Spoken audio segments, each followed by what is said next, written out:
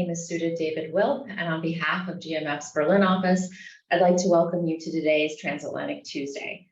Transatlantic Tuesday is a monthly event that we put on devoted to discussing the most important trends and issues in the transatlantic relationship with leaders and experts on both sides of the Atlantic. Today, we're going to be discussing the trajectory of the Republican Party ahead of the midterm elections in November, and especially former President Trump's influence over the GOP.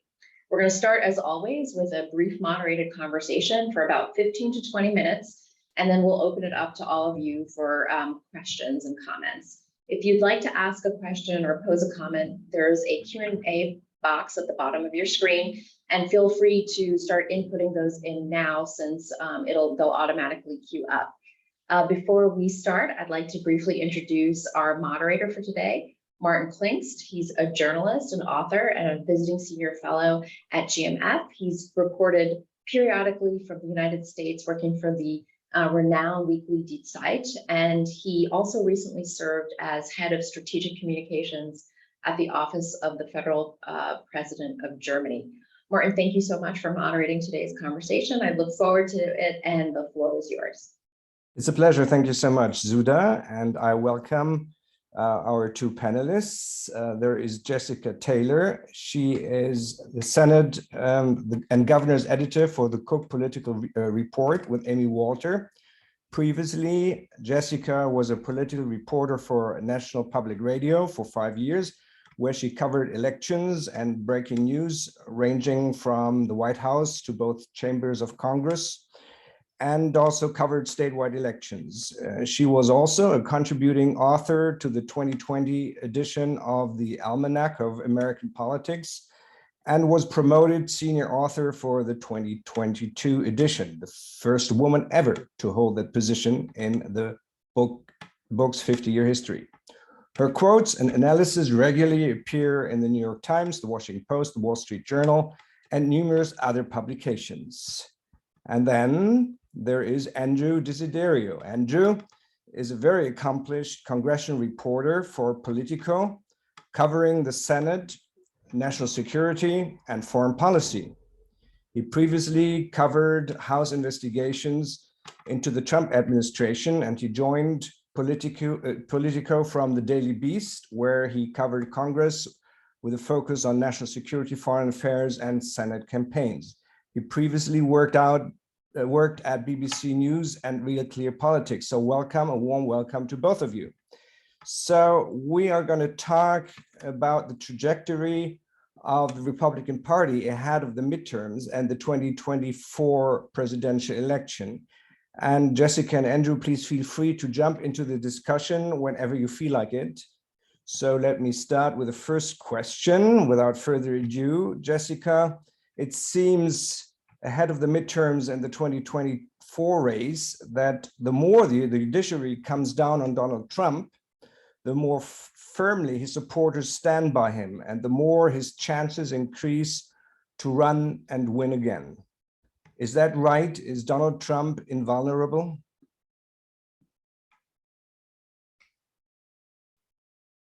Sorry, I've only been doing this for 2 years. You think I'd remember to unmute, sorry. You know, after the raid at Mar-a-Lago, we certainly have seen, I think, a consolidation of his supporters. But what I am looking for this year is whether there is backlash to the candidates that Trump has supported in critical Senate races, especially because he has gotten behind some very weak candidates that are now jeopardizing what looked like a very favorable climate for Republicans in order to flip back the Senate. He has supported weaker candidates, I believe, in Arizona with Blake Masters against Mark Kelly, in Pennsylvania, especially with backing Dr. Oz, who's now in trailing Democrat John Fetterman. We just moved our rating at Cook last week for that race from toss up to lean Democrat. And Georgia, Herschel Walker, a football star, Heisman Trophy winner, but has a history of domestic violence, and it's not very articulate on the stump. He's had a lot of gaffes when he has been out there. And so these key races really are ones that are needed to flip back the Senate, really. And it's not just that Trump has gotten behind weaker candidates, he's also kept out stronger candidates from running simply because he has grudges against them because they didn't believe the big lie that the election was stolen. In Arizona, if Governor Doug Ducey was term limited, if he had been running, I think this would have been a very competitive race, and Ducey might even have had the edge over Mark Kelly there. And Chris Sununu in New Hampshire, the very popular Republican governor, was long expected to challenge Maggie Hassan in New Hampshire. This is the only primary major Senate primary we don't have a nominee for. The primary will be next month, but there's a possibility that another weak candidate could emerge there. So he can consolidate support in primaries, but these are primaries where you only have to get maybe 30% of the vote because they're very crowded. So it's not a consensus by any means behind these candidates. And a president's first midterm election is supposed to be about the president. I had one strategist talk to me last week saying, we've never seen it about a former president. And that's the danger that it is becoming, is our voters going to be turned off so much by these Trump style candidates. And there's plenty running for governor as well in Arizona and Michigan and Wisconsin, that they remember why they didn't like Trump in a general election. And that sort of trumps, no pun intended, where Biden's numbers are. So we've seen an uptick in Democratic numbers over the past 6 weeks. There was, they've had legislative successes with the inflation bill and other climate provisions thrown in there with that bill. But I think particularly the Dobbs decision that sent Roe back to the states on the question of abortion has really energized the Democratic base. When I talk to Republicans, Republican strategists, they are just, they know that they're sort of frittering away this really good opportunity. And I've talked with Republican senators and stuff, and they know that Trump is poisoning the party in ways, but they still can't say anything or else they risk backlash. So it's really confounding for them how they try to still win, because Trump has cost them the House in 2018. He cost them the Senate in 2020, and he could cost them. I still think the House is likely to flip based on redistricting and many different measures, but he very well could cost them a very winnable Senate majority too. Thank you so much. Andrew, do you think that the system favors the more extreme position? So does Trump harm the Republican Party more than he helps them?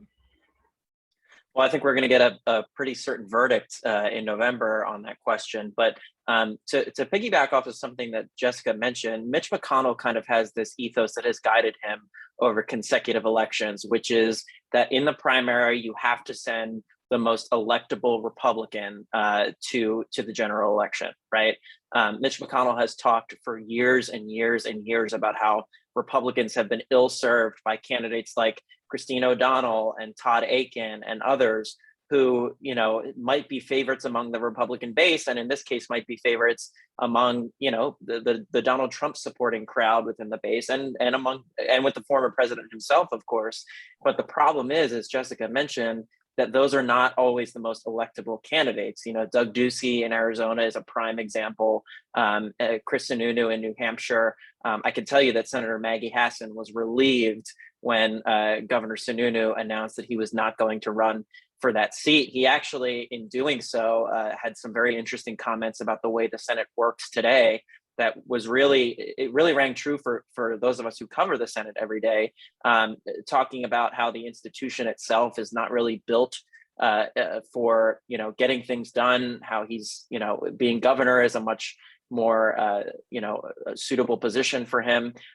So I think all of those factors combined make the terrain for Republicans right now very, very difficult. And I think the former president's influence is going to continue to be a very problematic thing for people like Mitch McConnell, who even acknowledged yesterday, I think it was 2 days ago, at an event where he said, the House is very winnable for Republicans, and he said pretty much the Senate less so. And a lot of people in Trump's crowd saw that as McConnell kind of throwing in the towel, giving up. I didn't really see it that way. I saw it as an acknowledgement of reality on his part, seeing that many of these candidates are, as Jessica mentioned, are weak candidates, people that are running in states that Republicans have historically been very successful in. Talking about states like Arizona and Georgia, for example, where they very well might lose. And Pennsylvania is another great example because Donald Trump decided to get into that primary early on and endorsed Dr. Oz, and now suddenly the seat currently held by a very reliable fiscal conservative Republican, Pat Toomey, could flip to the Democrats. And I think Mitch McConnell sees that and he acknowledges that reality, and he thinks, I think that was an acknowledgement on his part that something needs to change between now and November. So let's turn to the Republican Party and its state. So do you think that moderates still have a chance? Moderates have a chance when there are election reforms. In the House, we have seen of the 10 Republican members of Congress that voted to impeach Trump, many of them have retired or they've been beaten in primaries, such as Liz Cheney. Ones that have won, though, have been in top 2 primary systems where they've been somewhat inoculated. And the only senator up for re-election this year that voted to convict Trump after January 6th is Lisa Murkowski in Alaska. Now she's facing a Republican challenger who's been endorsed by Trump to her right, to her far right, Kelly Tshibaka. But Alaska implemented this top 4 runoff system, essentially. So the top 4, everyone runs in the same primary, regardless of party. The top 4 candidates, which was held last week, advance to the general election. And then from there, it's a ranked choice voting system, which Maine also employs, so that you have to get a 50%. And something like this it's arguably more democratic, little d democratic, because you have to get a majority of votes. You have this instant runoff system. And Murkowski, I think, is in a strong position for re-election because of that. And we saw that in Washington as well with, Jamie Herrera Butler was not as lucky, but another congressman was. So and when it has been places where primaries have runoffs, we've seen them, you have to get more. But again, I think some of these Trump candidates in a Republican primary have a ceiling. But when you're not required to get a majority of the vote, you can win with that much when you have sort of more moderate candidates or more electable candidates splitting that vote. And that's what we've seen in Arizona and in Pennsylvania. So I think the answer is that we need some different types of election reforms in this case, because that does send more moderate people to Congress. And really where I think the partisanship has come from is that we've lost that middle. We've lost those crossover votes. It's particularly striking to me. I've looked back at the history of elections going back to after 1980, and there were 45 senators that represented a state that voted differently from their party in the most recent presidential election. Today, there are only 6 members of Congress that is true for. So there's little incentive to work across the aisle, especially among Republicans, because you're going to get pilloried and you're going to be forced into a primary unless you have one of these sort of top 4 or a runoff system or a primary where there requires a runoff and a 50% mark. So Andrew, how big are the chances for reform? Is there support, enough support? Look, I'm very skeptical of that. I've been covering this debate in the Senate in particular lately.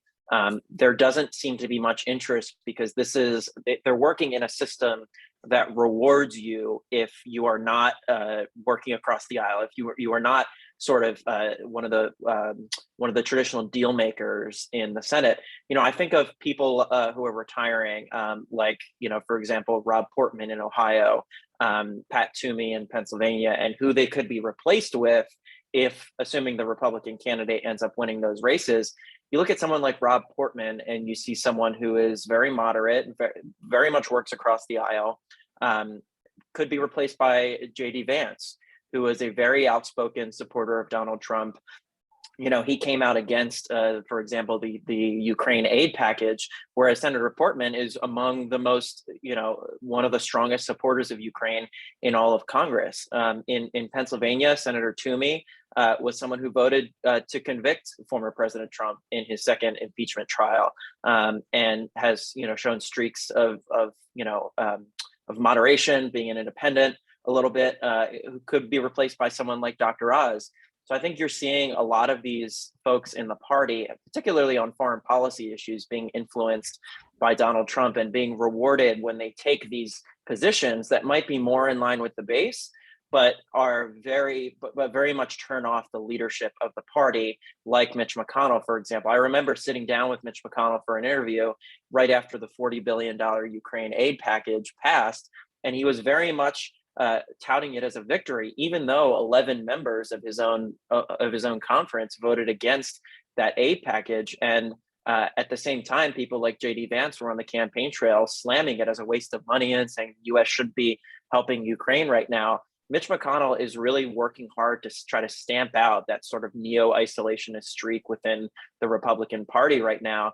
And it's getting harder and harder for him to do that, especially when that group of Republicans led by people like Josh Hawley, for example, in the Senate right now, grows louder and louder and gets more influence because of the fact that, this is a position that is more supported by members of the Republican base. And then you have, in this case, this year, the candidates are reflecting that. People like J.D. Vance, for example, as I mentioned before. So I think this is a really difficult issue for Republican leadership to try to navigate right now. And we've seen Mitch McConnell really try to stamp it out, but he hasn't been successful. So when you look at, for example, J.D. Vance, who in my view has done a complete turnaround since he had written the book Hillbilly Elegy, which is also very well known all over the world now as one of the explanations why Trump got elected. But when you look at the United States, you sometimes have the feeling there are two Americas. Obama once talked about there is no red and no blue America, there are only the United States of America. But from my perspective as an observer from the outside, it seems that there are two parts that don't have any bridges. How do you view that, Jessica? Yeah, I remember covering John Edwards on the campaign trail way back, and he talked about those two Americans. I did that too, yeah. Yeah, it was the Americans that have and that don't have, but there is this split, certainly, because there's so little, incentive to work together. If these moderate Democrats that have tried to, Joe Manchin and Kyrsten Sinema, just get pilloried every single time. There was a poll that just came out this morning showing how unpopular Manchin is overall. However, he votes with his state. Like, if you want a Democrat from West Virginia, like Joe Manchin is the best you're going to get. But you have Democrats that talk about wanting to primary him in this thing. And I'm like, well, good for you. You're going to completely lose a seat in West Virginia.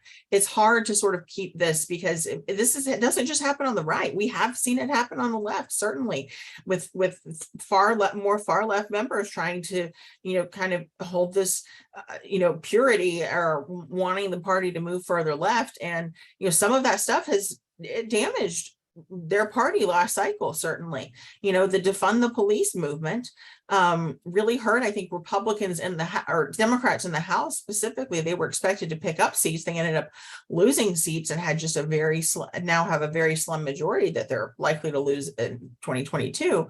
But, something like that, okay, you can go into the details. We don't really want to defund the police. We want to move around this money. If you're explaining in politics, you're losing. And I just think there's just Andrew talked about, there is going to be a big loss in the Senate when you have lost people, like Portman, like Toomey. I'm originally from Tennessee. We had some very sort of bipartisan senators working across the aisle in the sort of style of James Baker. Lamar Alexander retired before, and Bob Corker. These were people that were beloved in the Senate because they did work across the aisle. There used to be this collegiality among colleagues. But, even if Mitch McConnell if they do win back the Senate, Andrew's right on this too. He's staring at potentially more Republicans like a Josh Hawley and like a Ted Cruz. And how does he keep that caucus in line? Because he already has, these sort of rabble rousers.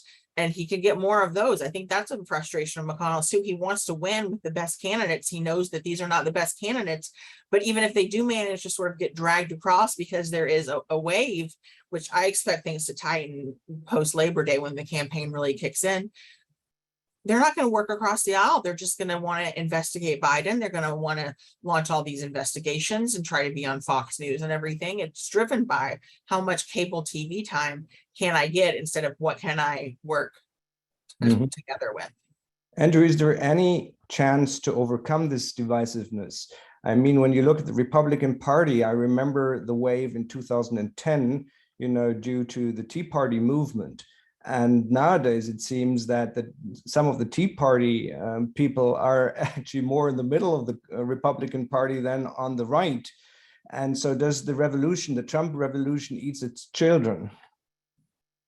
Yeah, I mean, it's funny because you think about someone like Pat Toomey. I think he came up in the Tea Party wave in 2010 when he was a House member. Someone like, I believe Jeff Flake as well came up that year. And look at him. He basically was forced out of the Senate because he acknowledged the reality, which was that he would not be able to win the Republican primary in Arizona in order to keep his seat. The problem is that in Congress today, there are no incentives to sort of work across the aisle, right? And when you think of what the Republican conference could look like next year if Mitch McConnell is in charge, that means he's going to have to deal with people who are just like people like Josh Hawley, for example, right? Blake Masters in Arizona, Herschel Walker in Georgia, J.D. Vance in Ohio, Dr. Oz in Pennsylvania. These people who are going to make life really difficult for Mitch McConnell. And there's this interesting question of how a Republican Congress is going to interact with President Biden, right? Well, we know what the House is going to do. The House is going to launch investigations into Hunter Biden, and they're going to try to dig deeper into these, these issues that they believe can hurt President Biden ahead of a potential reelection bid in 2024. But I think you're going to see Mitch McConnell much less interested in something like that, right? And it's going to be a lot harder for him to manage when he has people like the candidates and potentially future senators that I just mentioned, sort of breathing down his neck all the time.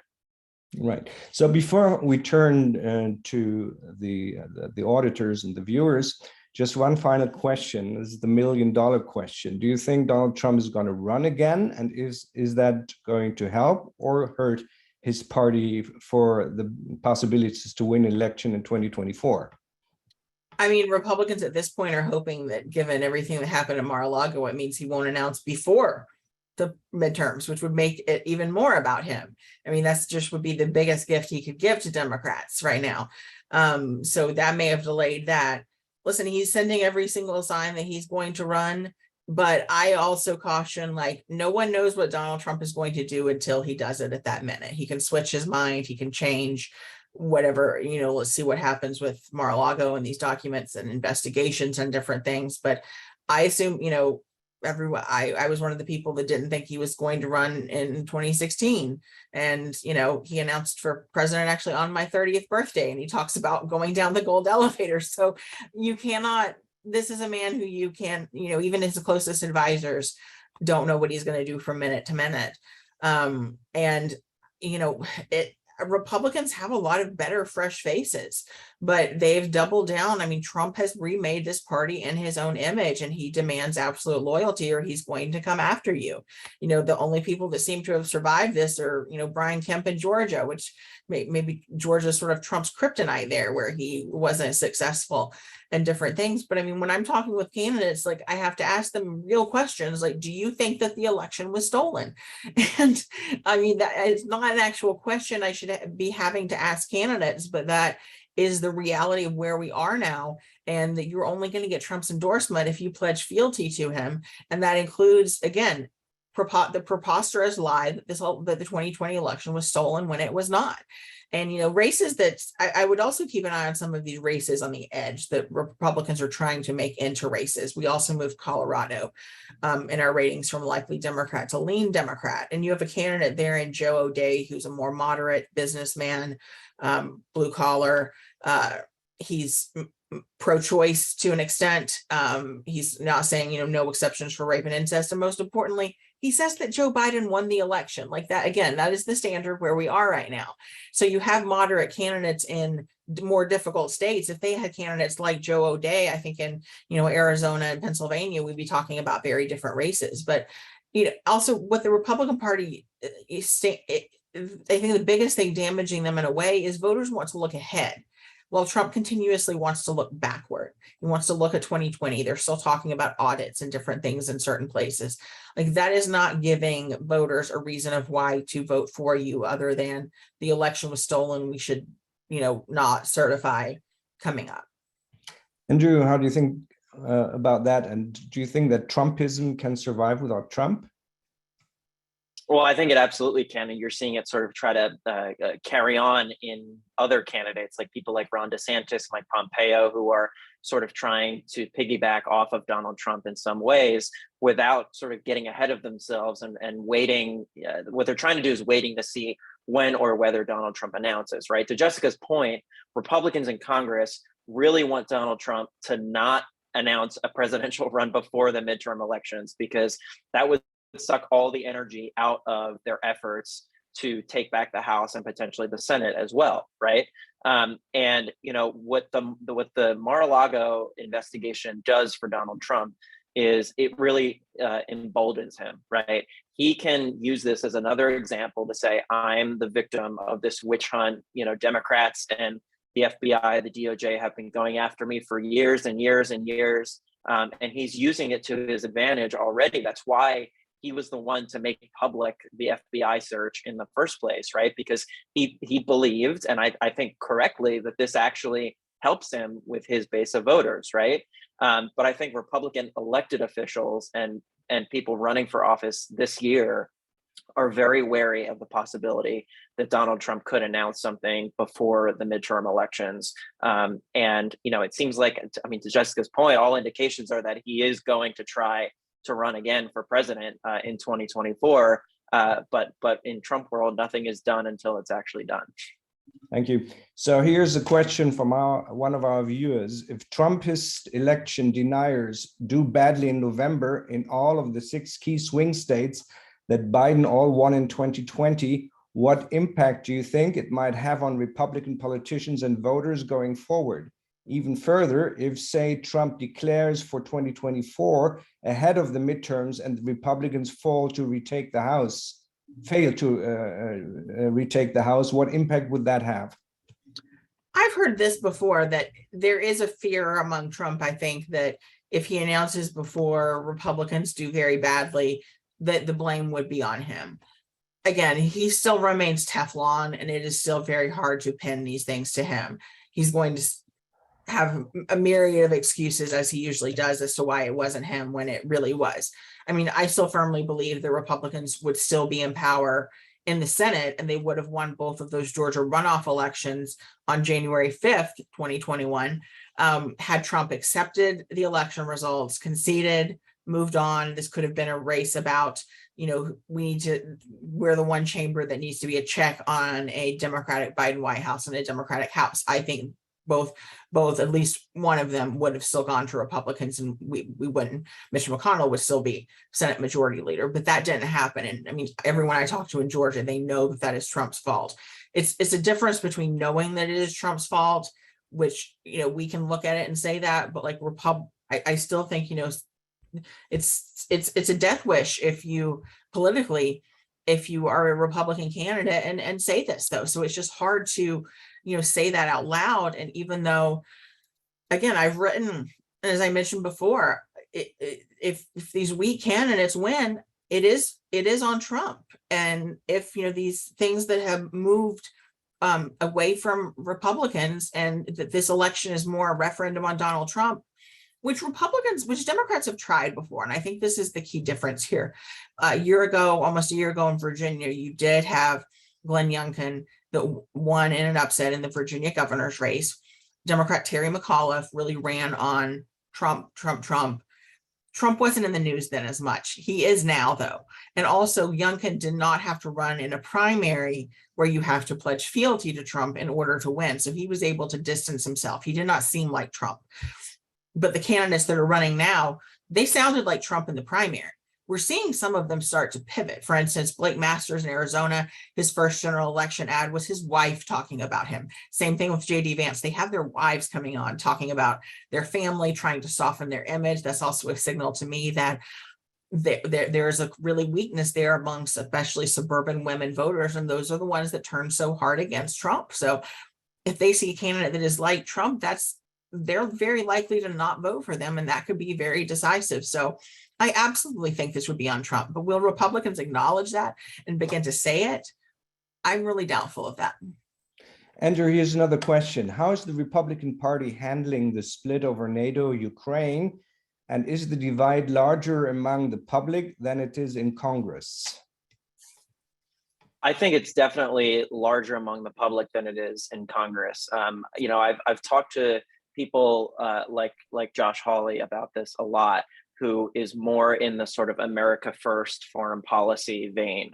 And his belief is that he is more in line with the Republican base when it comes to American foreign policy, support for NATO, support for Ukraine. Remember, this was a guy who, right before the war actually started in February, was saying that Ukraine should actually just come out and say, hey, we're not going to join NATO, and then that would solve everything, and that Putin wouldn't actually come in to Ukraine, right? That was his true belief, and that was a belief that was reflected among the Republican base.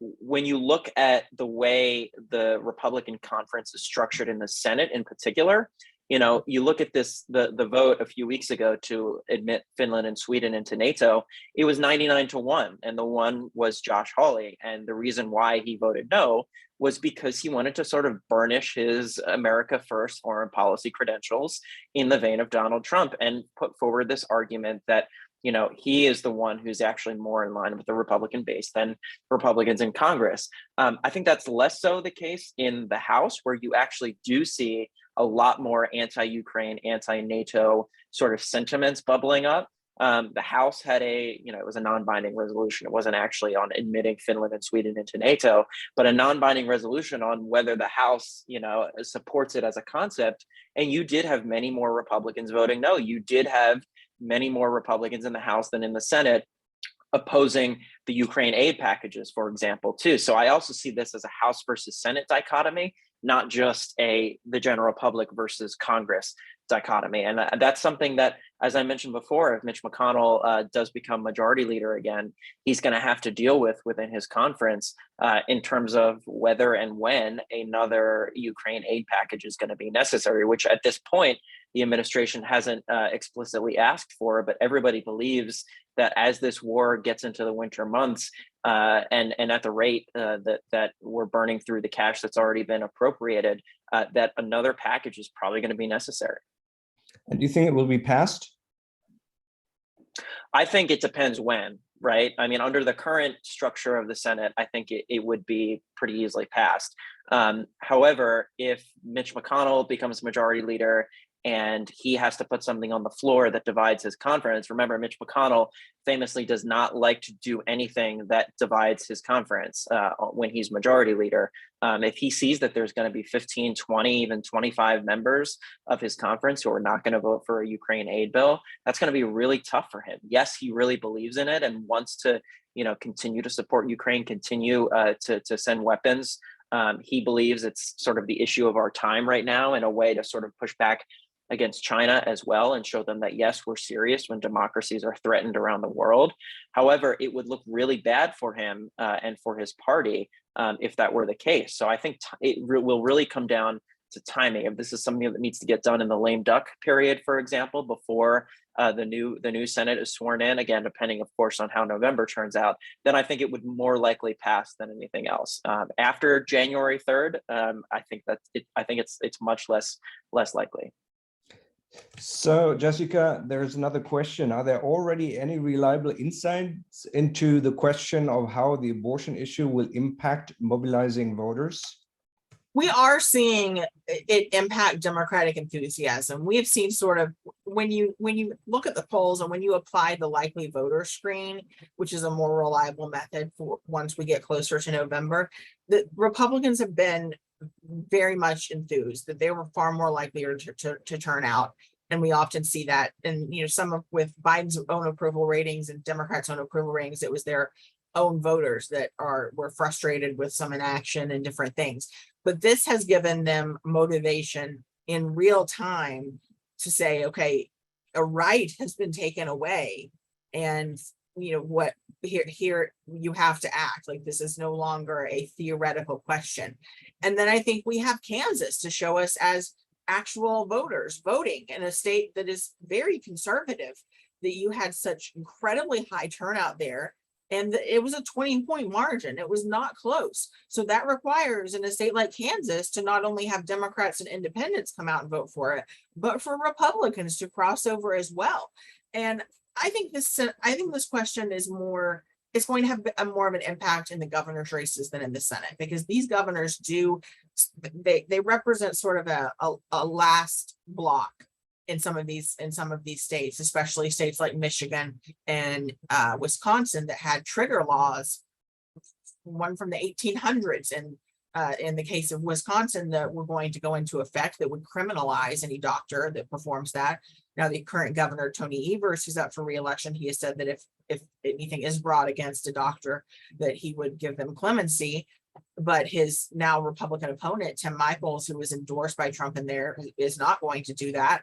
You have in Wisconsin, Gretchen Whitmer very much making abortion a focus of that, especially when she has a Republican legislature there. And Tudor Dixon, the Republican nominee there, has said she's not for any exceptions to abortion, and that includes rape and incest. And they've sort of got a clip they're playing of her saying, a 14-year-old girl that's a perfect example of why they should not be given the chance to abort, and maybe that child's adopted. I mean, abortion is a very nuanced thing. It really is.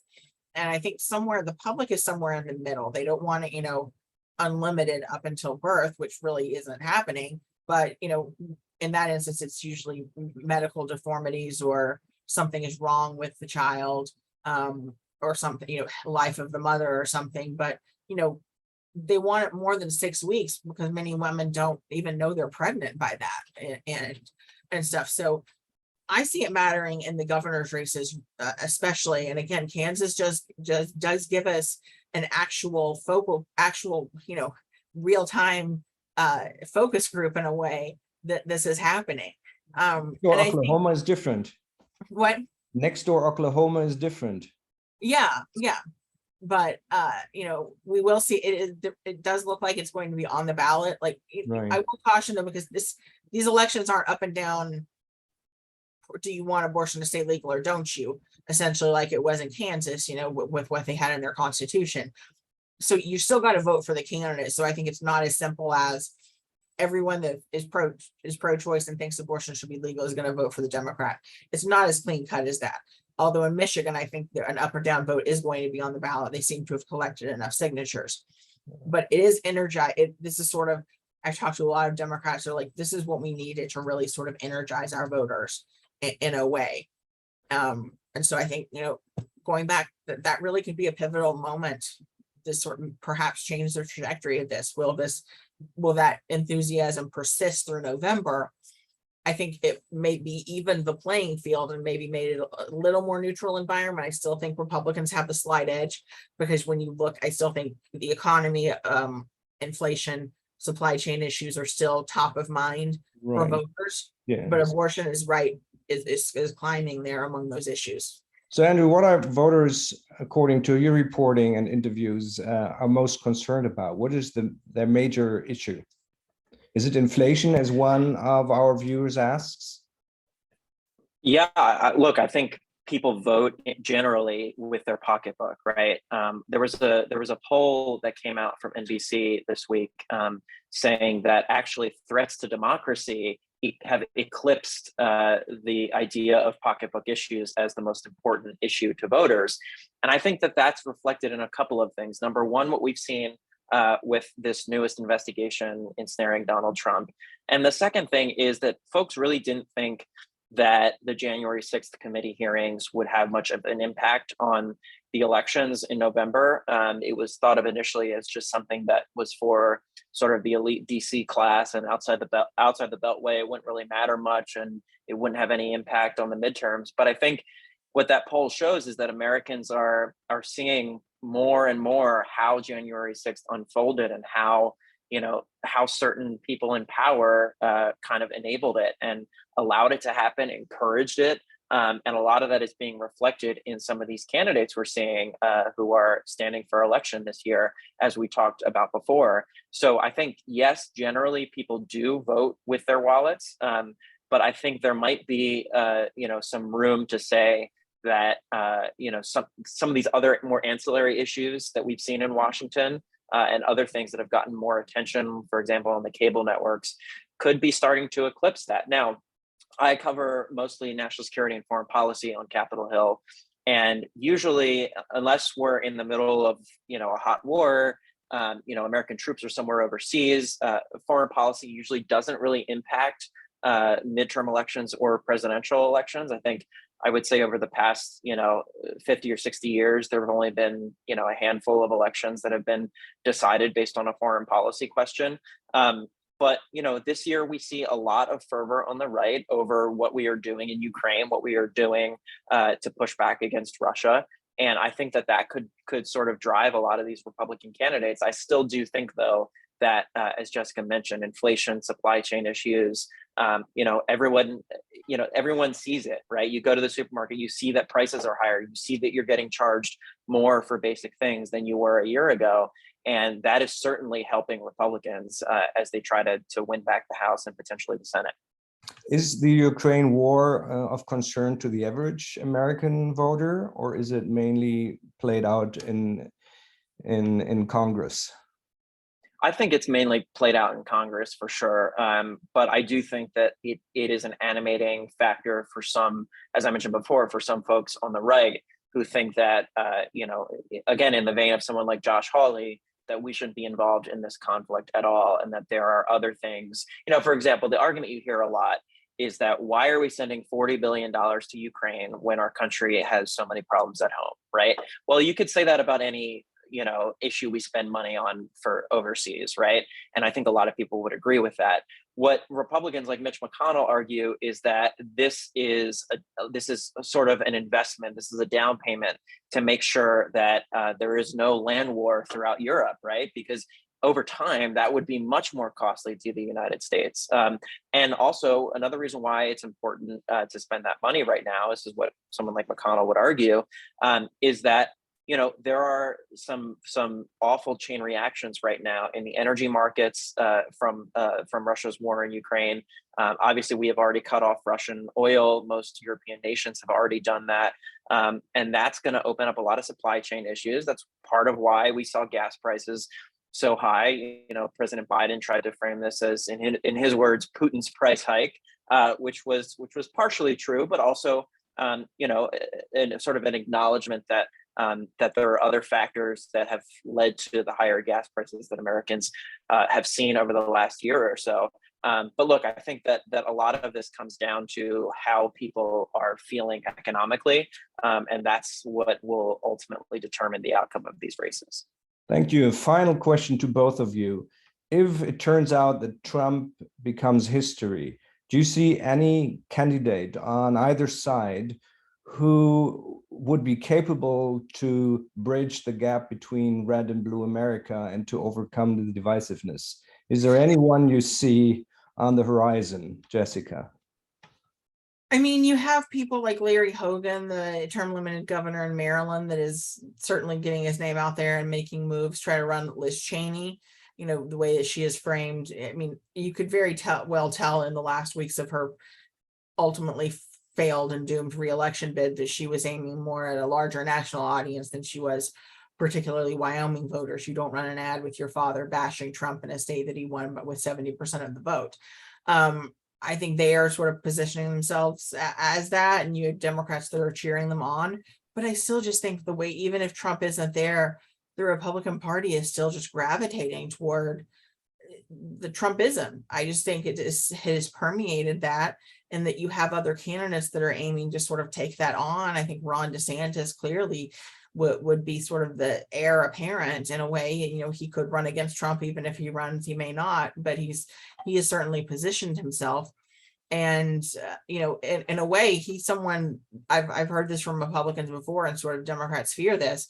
He can get things done clearly, as he has in Florida, and would still be on the same sort of very conservative vein, but like you kind of take away the, you know, crazy tweeting and you know, different disasters every few days and everything. And so he can almost be more productive and get things done because of that. Because I think the Trump White House, ultimately, they didn't get some of their priorities done because they were just continually falling all over each other. But you know, I just still see the Republican Party, even post-Trump, that they've been pulled in this direction for so long that is the innate nature at this point that they want to go toward. And those Republicans that are trying to run in the middle, I mean, even Mike Pence, you cannot call Mike Pence a moderate. He's not a moderate in any way, form, or shape, but simply because he did not, you know, disobey his oath to the Constitution and try to overturn the election results on January 6th, he's a pariah now in the party, and he's not even going to get, I think, any traction because of that. Okay, Andrew, any final remarks and observations? Yeah, I'll just say, when it comes to Ron DeSantis, he's someone who knows how Washington works, right? He served in Congress. If he were president and he needed to get one of his priorities through Congress, he would know how to do that. Under Donald Trump, the White House staff was mostly focused on containing the boss, responding to, you know, his various you know, tweets and other broadsides. And Donald Trump didn't really care about how Washington worked. He wanted to just blow up everything and try to get things done his way. And I think what he ended up realizing, or maybe he didn't end up realizing it, but it was a case study in this idea that if you want to change Washington, you have to operate within the system first to do that. And we saw so many examples, whether it was, you know, his efforts to build a border wall, you know, his efforts to, you know, crack down on illegal immigration, things like that. He never really understood how to work with Congress in those respects. I remember when Chuck Schumer and him were negotiating over a potential deal to end the government shutdown, and Chuck Schumer put on the table $25 billion to build a border wall if Donald Trump would just allow dreamers, so-called dreamers already in the United States, to give them for them to have legal status.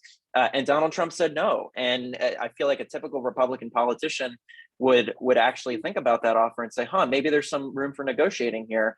He just took it completely off the table, even though it was something that would have satisfied one of his top campaign promises, which was this idea of building the wall. So I do think someone like Ron DeSantis would be able to more effectively work within the system, but he's still very Trumpy, for lack of a better word, in terms of what he believes policy-wise, ideologically, things like that. He would be very similar to Donald Trump. Okay, thank you for your brilliant analysis, you two. Thank you so much for your insights. And thank you, our viewers, for their good questions. And I wish you a good day and a fine week, and hope to talk to you again sometime in the near future when we maybe have seen the results of the November election. Goodbye. Have a good day. Bye-bye. Thank you so much. Thank you.